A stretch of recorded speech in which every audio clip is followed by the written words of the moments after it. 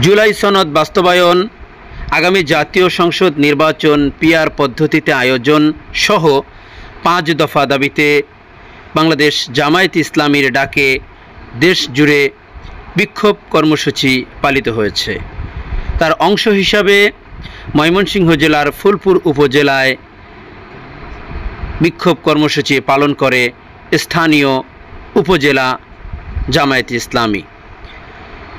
জামায়াতে ইসলামীর এই কর্মসূচিতে ফুলপুর উপজেলার সর্বস্তরের জনসাধারণের উপস্থিতি লক্ষ্য করা গেছে।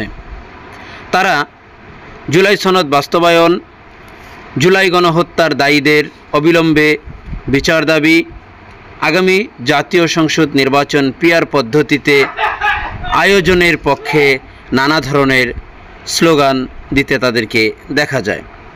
এতে ব্যাপক জনসাধারণের উপস্থিতি লক্ষ্য করা গেছে।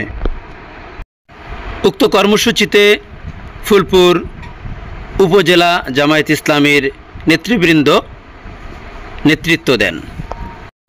একই সময়ে যুগপৎ আন্দোলনের অন্যান্য অংশীদার বাংলাদেশ খেলাফত মজলিস এবং ইসলামী আন্দোলন বাংলাদেশের নেতাকর্মীদেরকেও একই দাবিতে রাজপথে ব্যাপক বিক্ষোভ মিছিল এবং ব্যাপক শোডাউন লক্ষ্য করা গেছে।